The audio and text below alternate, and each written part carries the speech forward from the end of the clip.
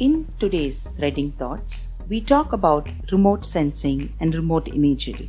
Satellite images can capture crucial data like land use as well as land cover, groundwater prospects, and soil characteristics as well. Geographic Information Systems or GIS technology can also map nutrient deficiencies in the soil, which helps with crop planning. Earth observation EO data has three distinct advantages: scale of data capture, timeliness of the data capture, and frequency of the data capture. What started off as a fun "where is my house" search has now evolved with these applications helping in planning, monitoring disasters and natural calamities, and guiding civil defense people. From extracting mineral deposits with remote sensing based spectral analysis to disaster mitigation planning and recovery, remote sensing data is proving invaluable. Satellite imagery is collected digitally, that is, there is no data loss during the scanning process. The digital imagery contains more information covering a large ground area and can revisit the target sites at a specific time frame. This makes it very useful for city planning and public works as well. The Remote Sensing Data Policy (RSDP) by the Government of India recognizes its benefit to society.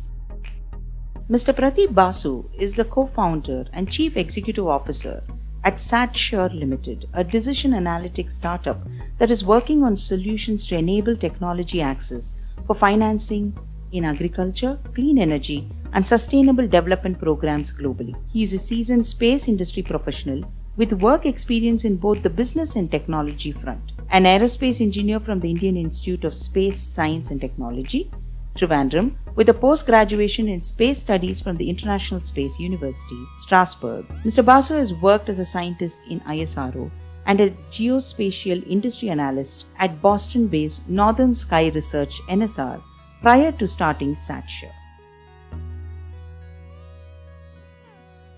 Thank you so much, Pradeep, for joining us today, and I'm incredibly happy that you were able to spare some time for Threading Thoughts.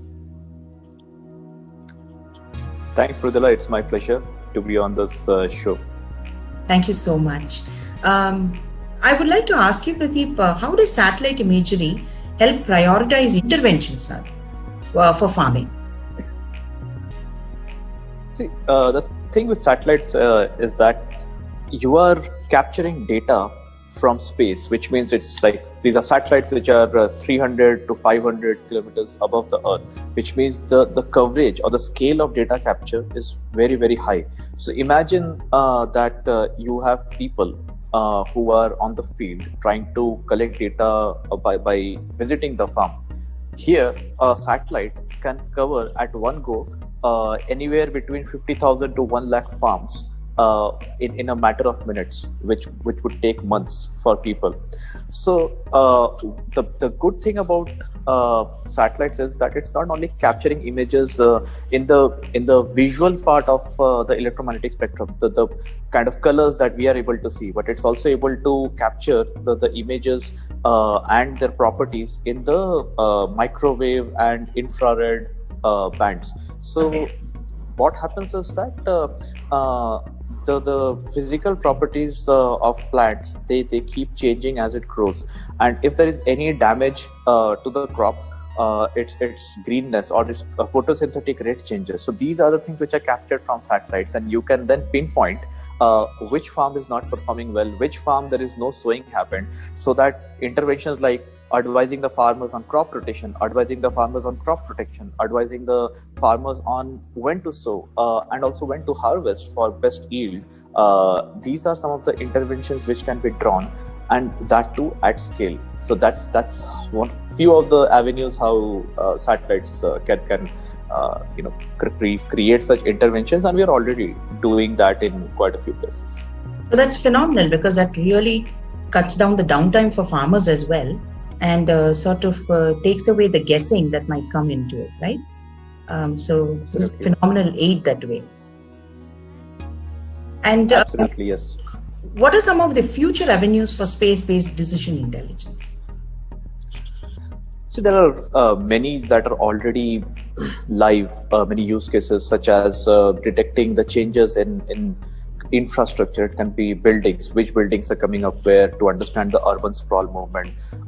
Then the construction of critical infrastructure like highways or plants, etc., where governments tend to use high resolution satellite images to identify if first of all, if corruption is happening, if there is actual movement in the project, or are people being still just being paid for doing nothing. So that kind of things are still rare. I would say that in future, given the amount of civilian purposes that such critical infrastructure solve, the usage of satellite-based imagery would be just like using your GPS. Like no one even thinks that there are 4 satellite data being triangulated. So that's one aspect. Then a lot of use cases will come up as more and more people understand that we are going through the era of climate change, where there are more frequent natural disasters. The overall quality of air is depreciating. So these are also avenues where satellites have a big role to play. And already a lot of space agencies have been doing programs to educate the different users of how satellites can play a role in identifying climate change related data collection. That's awesome, because you actually now have proof in your hands to talk about climate change. It's no longer just a personal opinion. You actually have facts and proofs and data in your hands to convince a lot of stakeholders, I guess. Yeah, I mean, climate change was never an opinion except for a few presidents. But all said and done, the data was always there, but the effects and impact is what we are today feeling. People have been crying about climate change in 1990s. Right. Absolutely. I think it's taken a very long time to get that word out, although it's present, but I think it's also a question of acceptance, a larger acceptance. So right. Hopefully that comes across a little more. Satellite data and analytics can provide detailed risk assessments. So do you see a risk of insurance firms choosing whom and what to cover based on the available data?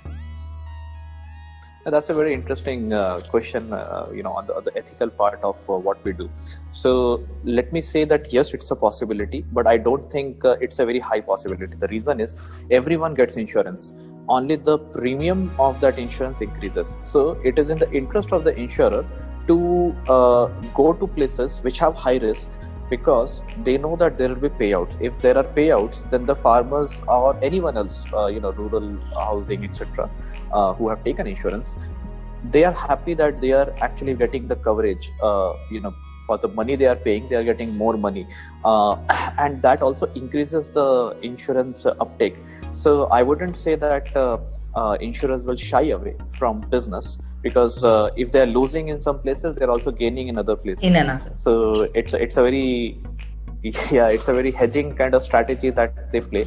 And what we are doing is only helping them address the risk perception of these areas, which would ideally not have been also insured before.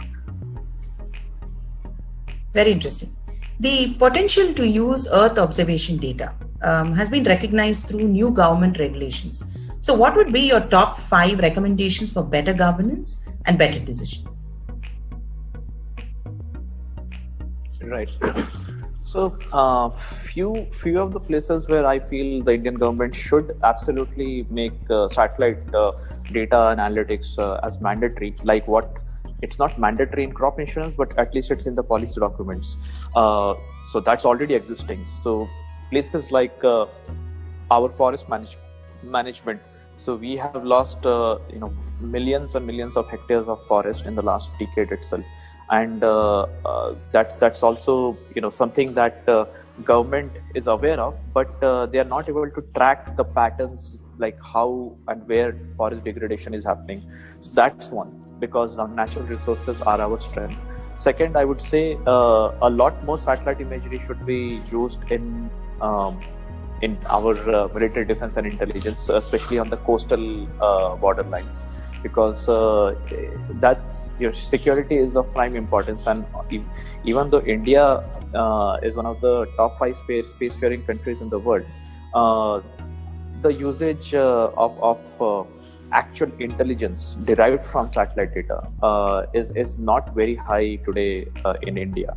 Spare a few incidents which have been cinematized, and then you have also a lot of applications of satellite images and analytics in the domain of what I mentioned to you earlier, highways, dams, project progress, construction, because it brings transparency. Now there is so much of capital being deployed for doing for constructing different kinds of structures to capture rainwater. So we call it rainwater harvesting. Similarly, there is a lot of irrigation activity that's going on. So the efficacy and efficiency of these projects are always an issue, and they almost always run into cost overruns. So an early indicator of such project progress can help government save a lot of money and also provide the services to the people whom these projects are designed for at an earlier stage. So these are some of the things which comes to my mind. Obviously, the use of water is all your use of satellites for water management, especially surface water and groundwater, is already existing. ISRO in its portal Bhuvan has made all data till 2016 freely available. So that way, natural resources, I would say crops, water, etc., government already uses satellites, but they should start using in other avenues as well. That's great. For public policy, I think, as you mentioned, it will be incredibly valuable. City planning, those are things that I think they can also not only plan, but also track the progress. You have cooperated and built up a lot of relationships, not only within India, but outside as well, for this particular, use of satellite imagery. Where do you see it going forward? Do you think that there is a lot more possibility of inter-country trade because of this exchange of data? Is that something that can be thought out in a larger scale rather than two entities working together? Can it be a little larger than that? I would say so. Space has always been a strategic tool for proliferating international relations. The only difference is today there are a lot more commercial companies who are using space-based services or providing space-based services, right? So I won't name already countries here, but what you're mentioning is already happening, where let's say we are going to another country and we are showcasing what we can bring to the table. There is also a G2G angle where we can always approach the ministries in India to help us through the local consulate or the ambassador himself to promote the Indian such companies, where not just data knowledge but also friendship between the two countries can be enhanced. Because what we are working on is very, very critical for any other country's food security, water security, and energy security policy, as well as providing policy formation, I would say, and also providing services in the hands of their civilians. So there is a lot more obviously to be done on this front, but again, I don't think we should overly rely on this particular angle of have a government to government dealing happening on side of a private dealing. It's because then each and every thing gets politicized, and what we do is much beyond politics. What we do, we look at it as something that it's a need of humanity to exploit the data from the assets in space that we have created over the decades in order to benefit the society here.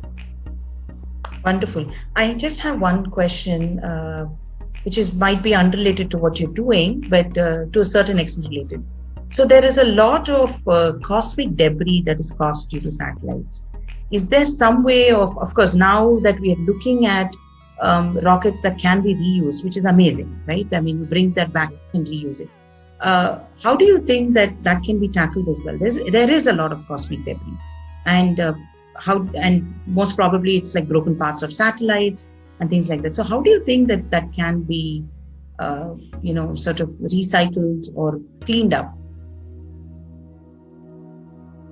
So, if I understood correctly, the first part is how do we bring down the cost of satellites, and the second part is how do we recycle the satellites? Is it? Not only recycle. For example, if there is a cosmic debris, don't you think that is quite a danger to, the atmosphere or just our living? So how do we bring that? Because there is a sense of a little bit of pollution that is left in the skies. We do not see it, and we do not recognize it.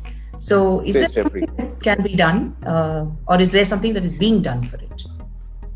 Right. So let me answer these two separately. So first part is cost of the satellite aspect. I am 32 years old. When I was 22 years old, then the cost of a satellite would be $100 to $200 million. But now today, the cost of a satellite that can provide you, legitimate data has been brought down to about $50,000, like 30 lakh rupees. So Unbelievable. it is, right? So in this very short span of a decade, a lot has changed. And if you remember, there was a lot of media coverage of 102 satellites being launched by PSLV, the launch vehicle of ISRO. Out of that, 88 satellites were the shoebox-sized ones made by a San Francisco-based company called Planet. So they today operate a constellation of about 180 such shoebox-sized satellites, which weigh 5 kilos and provide images that are better than the legacy satellites, which were costing $100-200 billion. So that's the level we have reached. Yes, so you can actually, anyone can today go and build a satellite. Getting the launch is a problem because today satellites are available commercially off the shelf. You can make you can go to this Amazon kind of websites, CubeSat.com, and buy a satellite. So I think that issue is past us today. But the issue that you mentioned second question, which was on the space debris part, is again a very, very critical issue. So while there are regulations around how the orbits have to be used, these regulations were made quite a few years back when the number of satellites were not this high. So, for example, each and every satellite which is in low Earth orbit has to be brought down and burnt up in the atmosphere within 25 years. Whereas there are the geostationary satellites through which our communication services are provided around 36,000 kilometers above the Earth's surface. So they are moved 200 kilometers above that orbit once they are at the end of life. So that's called a graveyard orbit. So those satellites are actually the ones which are more dangerous today in terms of the debris, not the low Earth orbit Earth imaging satellites, because they are in the low Earth orbit, like 300 to 600 kilometers Earth orbit. So a simple maneuver of bringing them back to Earth by simply changing what we call as their orientation of the reaction control systems. Sorry, I'm going to get a bit technical here. No worries at all. It's fascinating. Yeah. So that basically taking them into a spiral orbit around the Earth, and then it starts burning up as the density of the atmosphere increases. So what is more dangerous in low Earth orbit are the satellites which are not functioning, which means you can't connect with them, and they are just like a box flying. So all put together, both of these types of satellites, low Earth orbit and geo orbit satellites, there's a lot of international pressure from different space agencies on each other to create mitigation strategies and avoid collision avoidance strategies, because collision between two objects can also create debris, which have already happened, by the way. And one of them was a defunct satellite, as I mentioned before. So this happened in 2009. So a lot of investment has gone in. Even India has invested in what they call as the multi-object tracking radar, MOTR, which tracks almost 10,000 debris on a daily basis, up to a size of I think 10 mm dia. So that much precision these radars are having. So that's number one, mitigation. Number two is prevention, what you were asking.